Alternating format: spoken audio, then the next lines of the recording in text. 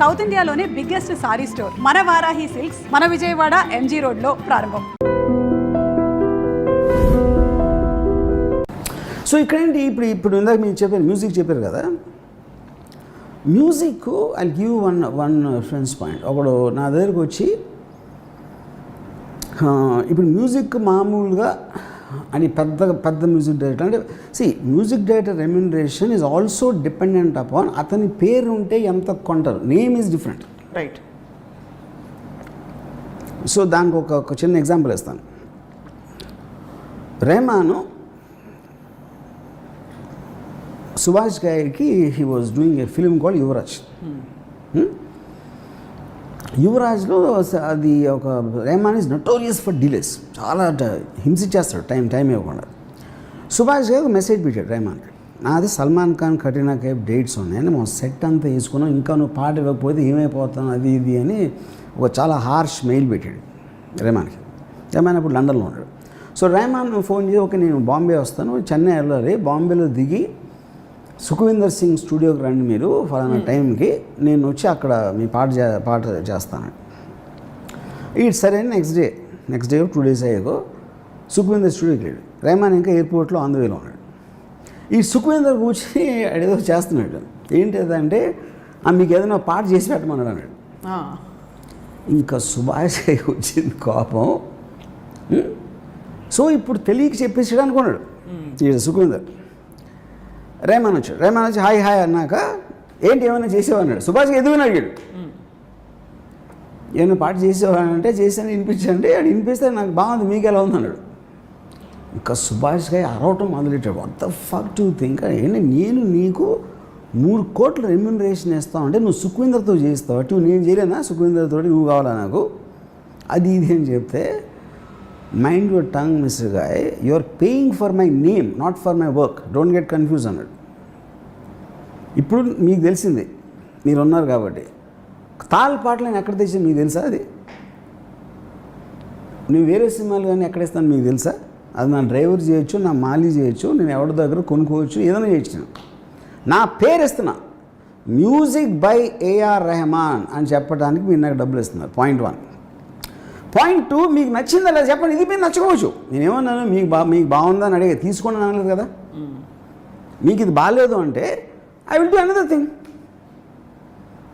అని చెప్పి నేను చెన్నై వెళ్ళి పంపిస్తాను. వెళ్ళిపోయాడు సుభాష్కి వెళ్ళిపోయాడు. వెళ్ళిపోయిన తర్వాత ఈ రెహమాన్ సుఖవిందర్ నాకు ఇదంతా సుఖవిందర్ చెప్పాడు. సుఖవిందర్ ఫోన్ చేసి నాకు ట్యూన్ నిజంగా చాలా బాగుంది, అది నాకు అది ఫినిష్ చేసి నాకు మెయిల్ చేశాను.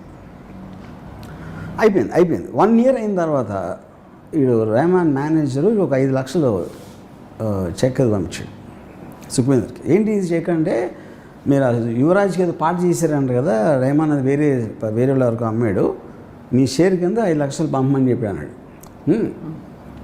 ఎవరికి అమ్మాడు? స్లమ్ డాగ్ మిలియనర్ జైహో పాట అది.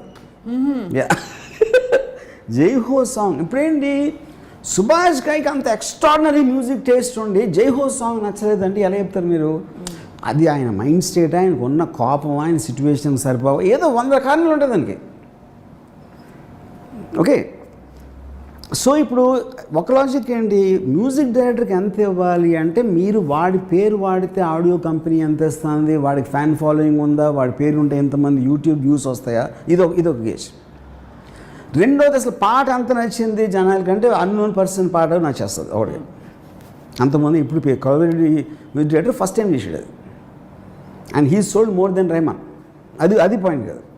3వ పాయింట్ ఏంటి, అసలు యాక్చువల్గా ఎంత కాస్ట్ అవుతుంది సాంగ్కి. దానికి ఒక ఎగ్జాంపుల్ చెప్తాను. నా దగ్గర వాడు వచ్చి ఒక పాట వినిపించాడు, అది ఒక ఆర్కెస్ట్రేషన్ ఎక్స్ట్రాడినరీగా ఉంది. నేను అసలు అలాంటిది ఏం లేదు ఇప్పుడు, అంటే అకాస్టిక్ సౌండ్స్ కానీ ట్రంబోన్స్ చాలా డిఫరెంట్ ఇది ఉంది. సో నేను ఇప్పుడు కీబోర్డ్ ట్రాక్ అంటే ఇప్పుడు చాలా రోజుల వరకు అసలు acoustic sounds, original flute, original strings లేకపోతే ఫీలే ఉండదు అని చెప్పేవారు. ఒక స్టేజ్లో ఏమైందంటే ఇది ఇచ్చే సౌండ్ వాళ్ళు ఇవ్వలేకపోతున్నారు మోస్ట్లీ. అప్పుడు చచ్చినట్టు ఆయన తీశారు. ఇప్పుడు ఎప్పుడైతే ఈడు నాకు వినిపించాడో, నేను ఎవరు చేశారు దీని ట్రాక్ అన్న, రాయల్ ఫిలార్మోనిక్ ఆర్కెస్ట్రా అన్నాడు. అది most expensive band in the world. అది జేమ్స్ క్యామరన్, స్పీల్బర్గ్ అంత పెద్ద రేంజ్ సినిమాలు చేస్తారు వాళ్ళు. సో నేను కానీ అలాగే ఉంది, ఏంటంటే అలా ఉంది ఆ ట్రీట్మెంట్, అది ప్లేయింగ్ అంతా అలా ఉంది. అది ఏంటి వాట్ యూ మీన్ అంటే, ఇప్పుడు మొత్తం ఈ సరిగం 10 నోట్స్ ఉంటాయి కదా, ఈ నోట్స్ని వేరియస్ కాంబినేషన్స్లో వాళ్ళు చెల్లోస్, స్ట్రింగ్స్, ఫ్లూటు, బ్యాండ్, ఏదో రకరకాల ఇన్స్ట్రుమెంట్స్ కాంబినేషన్ ఆ నోట్స్ వాయిచి they gave it as a kind of a gift to some Trinity College of music, ఏదో సమ్ మ్యూజిక్ ద వాళ్ళకి స్టూడెంట్స్కి వినిపించడానికి ఫలానా ఆర్కెస్ట్రా వాళ్ళు ఈ నోట్ ఇలా చేశారు అది దానికి. ఈడేం చేశాడంటే దాన్ని హ్యాక్ చేసి ఆయన తెచ్చుకున్నాడు.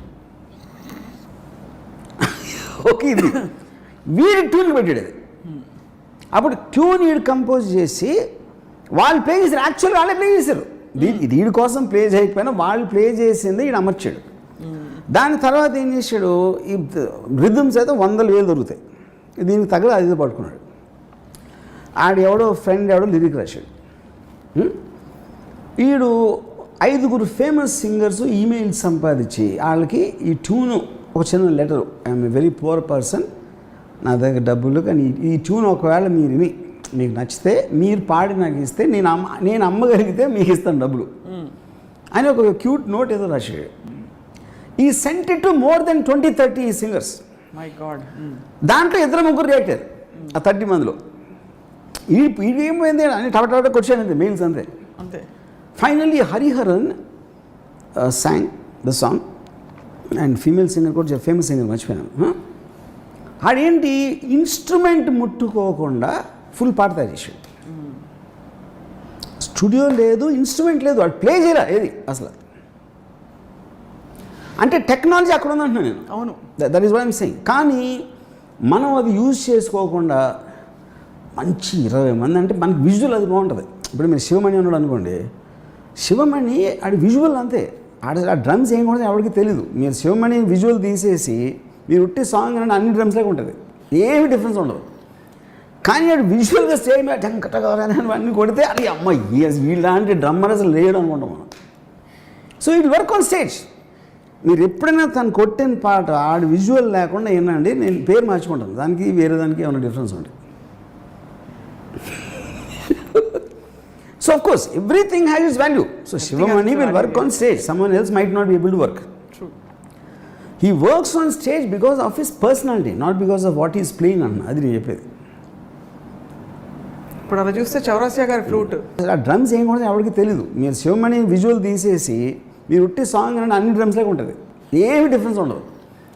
కానీ ఆడు విజువల్గా సేమ్ అన్నీ కొడితే అది అమ్మ వీళ్ళంటే డ్రమ్మర్ అసలు లేడు అనుకుంటాం మనం. So it work on stage. మీరు ఎప్పుడైనా తను కొట్టిన పాట ఆడు విజువల్ లేకుండా ఏంటండి, నేను పేరు మార్చుకుంటాను, దానికి వేరే దానికి ఏమైనా డిఫరెన్స్ ఉంటుంది. So of course everything has its value. So Sivamani will work on stage, someone else might not be able to work. He works on stage because of his personality, not because of what is playing అన్న. అది నేను చెప్పేది. ఇప్పుడు అలా చూస్తే చౌరాసియా గారి flute